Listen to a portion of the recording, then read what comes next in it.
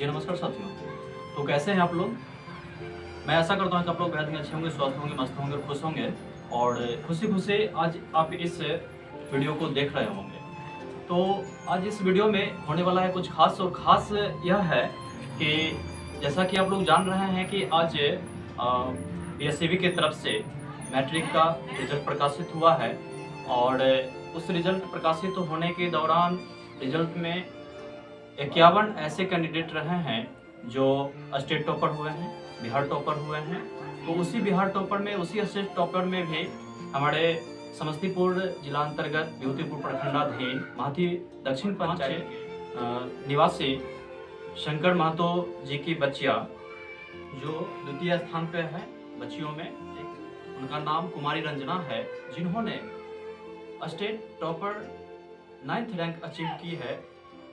उसी अचीवमेंट पे हम लोग आज आए हैं और इनकी शुभकामनाएं देने के लिए, इनके भविष्य के उज्ज्वल भविष्य की कामना करने के लिए और इनके जो भी अपने स्तर से अभी तक का जो मेहनत रहा है, जो संघर्ष रहा है, जो इन्होंने अपनी सहिष्णुता के बल पे, जो अपनी कठोर मेहनत के बल पे और इनके माता पिता की इस अचीवमेंट दिलाने में, इस अचीवमेंट को पाने में, इस उपलब्धि को पाने में इनका भी क्या है योगदान रहा अपने बच्चों के प्रति।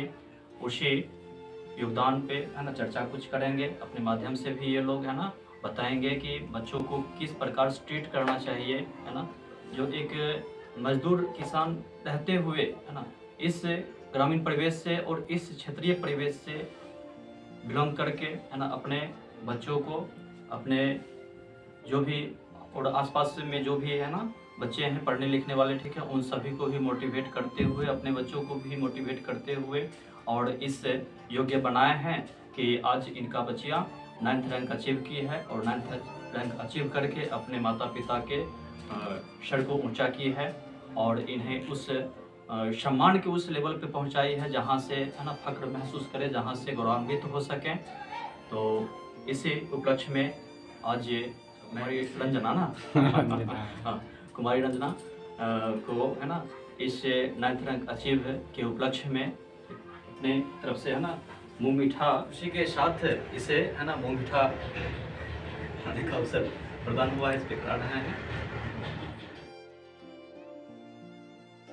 ये मेडल ने उस बच्चियों को भी पढ़ा दीजिए, मोटिवेशन उसी से मिला है इसको। हाँ, तो है इतना तक आप पहुंची है, 2 नंबर से छूटी वो पिछले वर्ष नहीं।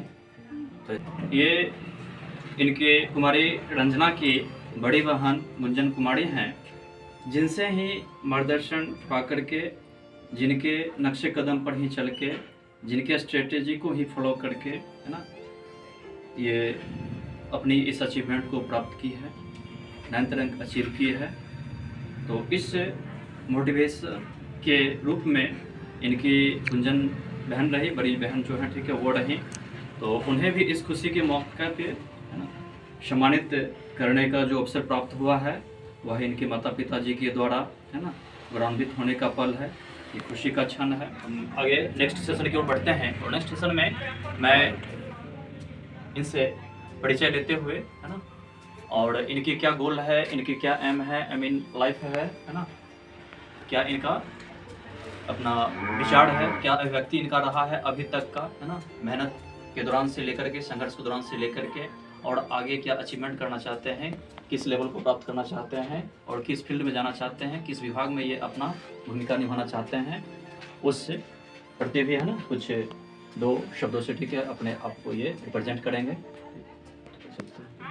मेरा नाम कुमारी रंजना है। मेरे पिताजी का नाम श्री शिव शंकर महतो है। मैंने LL+2 हाई स्कूल सिरसी से अपनी पढ़ाई की है और कोचिंग न्यूटन कोचिंग सेंटर से। मैं यूपीएससी करके UPSC civil services exam crack करके IAS बनना चाहती हूँ। बहुत बढ़िया। सिविल सर्विसेज एग्ज़ाम को क्रैक करके ये IAS बनना चाहती है, अपना प्रशासनिक सेवा में ये योगदान देना चाहती है, देश सेवा में ये अपना योगदान देना चाहती है, राष्ट्र सेवा में अपना योगदान देना चाहती है। तो ये बहुत ही और मनोरंजक पल है, खुशी का पल है कि ये इस अनुसार से आगे बढ़ कर के देश सेवा में अपना समर्पण भाव पैदा कर रही है और मैं आशा उम्मीद करता हूँ कि ये उस मुकाम पे है ना पहुँच सके, ठीक। और ये हम लोग को भी ग्रामीण स्तर पे भी हम लोग को भी है ना खुशी है ना मिलने का जो ये अवसर दी है, इसके लिए मैं इसे है ना बधाई का पात्र समझता हूँ, बधाई देता हूँ। और इनका इस स्ट्रेटेजी को फॉलो करने के पीछे है ना एक इनकी जो बड़ी बहन थी कुमारी गुंजन, उनसे भी प्रेरणा मिला है। वो प्रेरणादायक पल इनके लिए रहा है, जिनके बेस पे ही ये आगे बढ़ करके यहाँ तक पहुँच पाई हैं। तो मैं उनसे भी जानना चाहूँगा, उनसे भी पूछना चाहूँगा है ना कि उनका क्या अचीवमेंट रहा, उनका क्या गोल रहा। और वो भी सुने हैं कि वो भी पिछले वर्ष से की मैट्रिक के एग्ज़ाम में है ना 2 नंबर से है ना टॉपर रैंक को मिस किए, जिसका परिपूर्ति इन्होंने कुमारी रंजना ने की है। तो उनसे भी जानना चाहेंगे, उनसे भी पूछना चाहेंगे कि उनका क्या गोल है, उनका क्या लक्ष्य है और वो क्या करना चाहती हैं, किस विभाग में वो जाना चाहती हैं, किस विभाग में अपना सेवा देना चाहती हैं, और उनका क्या स्ट्रेटेजी है अभी वर्तमान का, ठीक है, उस पर भी डिस्कस करना चाहेंगे।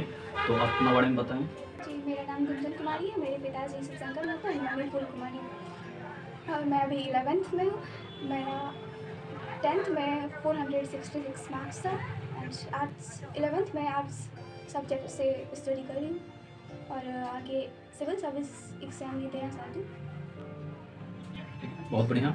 दोनों बहन की एक लक्ष्य है और ये एक लक्ष्य के प्रति समर्पण भाव से दोनों मेहनत कर रही हैं, तो इसमें कहीं न कहीं अच्छा ही परिणाम मिलेगा, ऐसा आशा उम्मीद करते हैं कि ऐसा माहौल उत्पन्न होगा, दोनों एक साथ तैयारी करेंगे, ठीक। तो कोई ऐसा प्लेटफॉर्म है जिसको अभी आप सेलेक्ट किए हैं, जिसके माध्यम से आप कर रहे हैं तैयारी? यूट्यूब से ही कर रहे हैं। तो कौन से यूट्यूब चैनल कर रहे हैं? दृष्टि से कर रहे हैं, ठीक है। विकास दिव्य कीर्ति सर के माध्यम से कर रहे हैं, ठीक। तो वो तो है ना पेड कोर्सेज वगैरह उनका होता है, ठीक है, उस माध्यम से करते हैं और सिविल सर्विसेज की तैयारी करते हैं। तो इस खुशी के मौके पे है ना मैं एक सोर्स आपको बता रहा हूँ, जिसके माध्यम से भी है ना फ्री ऑफ कॉस्ट तैयारी कर सकते हैं। और अभी उसका स्टार्टअप ही हुआ है, NCERT बेस्ड पे उसका है ना क्लासेज वगैरह चल रहा है और वह प्लेटफॉर्म है रिजल्ट मित्रा। रिजल्ट मित्रा के बारे में सुना है, ठीक। सुनील वर्मा सर को सुना है, ठीक। सुनील वर्मा सर के माध्यम से भी ऐसे बच्चे जो बच्चे सिविल सर्विसेज की तैयारी करना चाहते हैं लेकिन उनके पास उतने शुल्क व्यय करने की क्षमता नहीं है, नहीं, उनके पेरेंट्स के पास, उनके खुद के पास टाइम नहीं है, एक तो उस वे में ऑनलाइन वे में तैयारी कर सकते हैं और without free of cost, okay, निःशुल्क शिक्षा सेवा प्रदान वो भी कर रहे हैं, ठीक। अभी उनका ज्योग्राफी का, हिस्ट्री का, ठीक, एंशिएंट हिस्ट्री का क्लासेज वगैरह है ना फ्री यूट्यूब पे चल रहा है, तो उससे आप फॉलो कर सकते हैं, उसके माध्यम से भी कर सकते हैं, ठीक। और अभी करंट में आप 10th क्वालिफाई किए हैं तो आपके लिए अनिवार्य है ना इंटरमीडिएट, ठीक। इंटरमीडिएट के पास बैचलर की पढ़ाई ना। तो इस रूप में आप क्या करना चाहते हैं? इंटरमीडिएट में क्या करना चाहते हैं, किस स्ट्रीम से आप जाना चाहते हैं? और बैचलर्स में साइंस स्ट्रीम्स के साथ जाना चाहते हैं तो साइंस स्ट्रीम तो बेटर है, ठीक है। तो इस अनुसार से आगे आप सिविल सर्विसेज की तैयारी करते हैं तो ह्यूमैनिटी बैकग्राउंड आपके लिए बेस्ट रहेगा, नहीं। तो ह्यूमैनिटी बैकग्राउंड से यदि रहते हैं तो और अच्छा आप स्कोर कर सकते हैं, क्योंकि सिविल सर्विसेज में क्या है ह्यूमैनिटी बैकग्राउंड को ज़्यादा प्रीफर किया जाता है, ठीक है। जो भी क्वेश्चंस वगैरह बनते हैं, ठीक है, ह्यूमैनिटी बैकग्राउंड से ही होते हैं, नहीं। तो इसलिए ठीक है, यदि इंटरमीडिएट में भी आप आर्ट्स पेपर से ही जाते हैं तो और अच्छा आपके लिए रहेगा। जो 2 वर्ष आप साइंस पे फोकस करेंगे, वो 2 वर्ष यदि आप इंटरमीडिएट पे फोकस कर लेते हैं, आर्ट्स पेपर पे फोकस कर लेते हैं, तो कहीं ना कहीं आपका बैचलर में जाकर के जो आप नोट्स वगैरह बनाएंगे, ठीक है, वह नोट्स वगैरह आपका ये इंटरमीडिएट में ही बन जाता है। तो 2 साल की बचत आपकी यहाँ पे हो जाएगी, जैसा कि आपकी दीदी कर रही है ना। तो आपकी दीदी अभी इंटरमीडिएट में है ही नहीं, नेक्स्ट टाइम ये भी 10th का एग्जाम देंगे।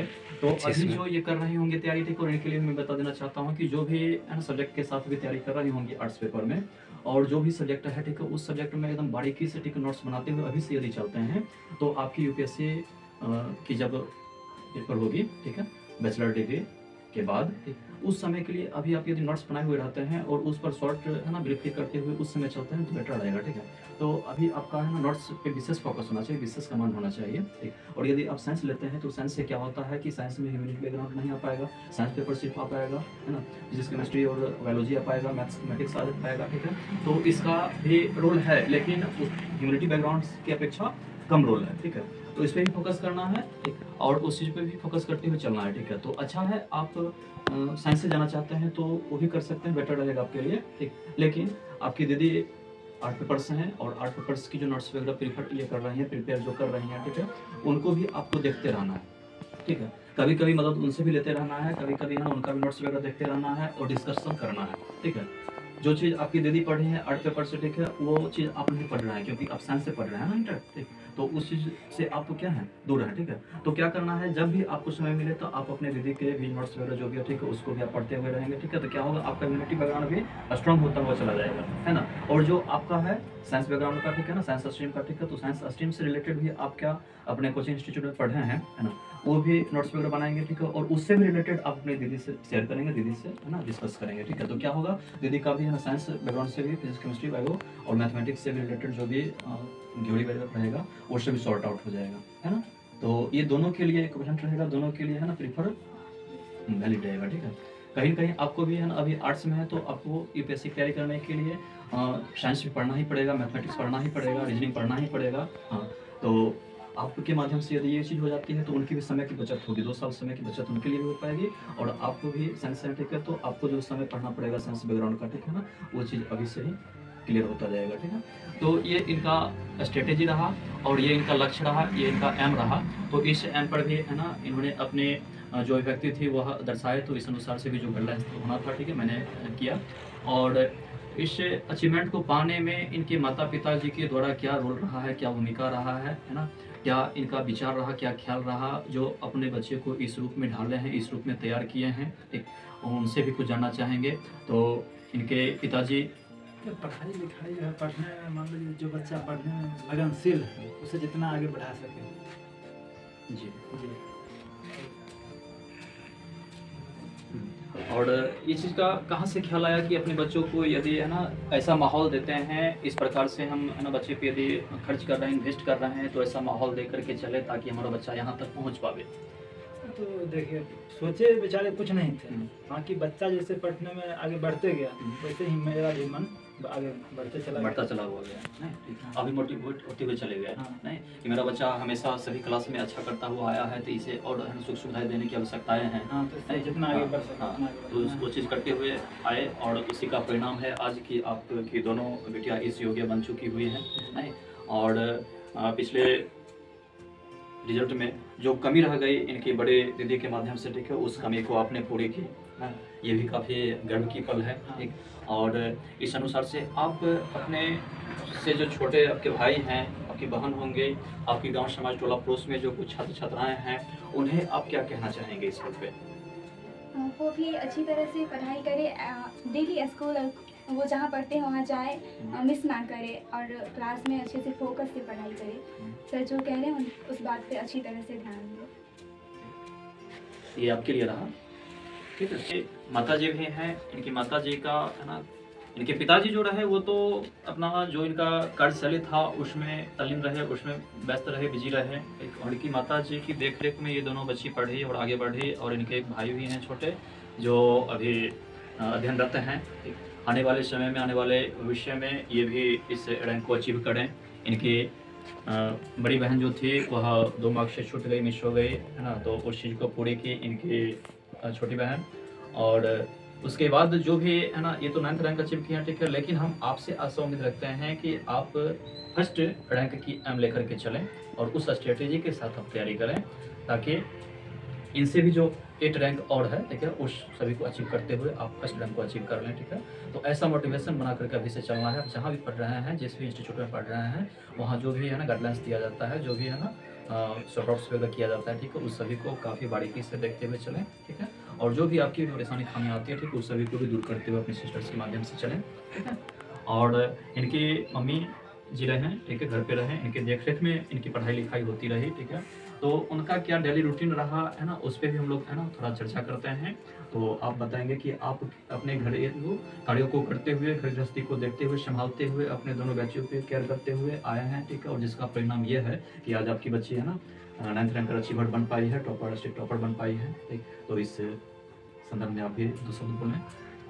हम यही कहना चाहते हैं कि जिस तरह बच्चे आगे बढ़ती गई, लक्ष्य को देखते अपना मेहनत, अपना कार्य पूरा करके और बच्चे को आगे बढ़ाते चले गए। अब जैसे जहाँ तक जाएगी वहाँ तक है ना सक्षम है, ठीक है, पढ़ाने में वहाँ तक बढ़ाएंगे, ठीक।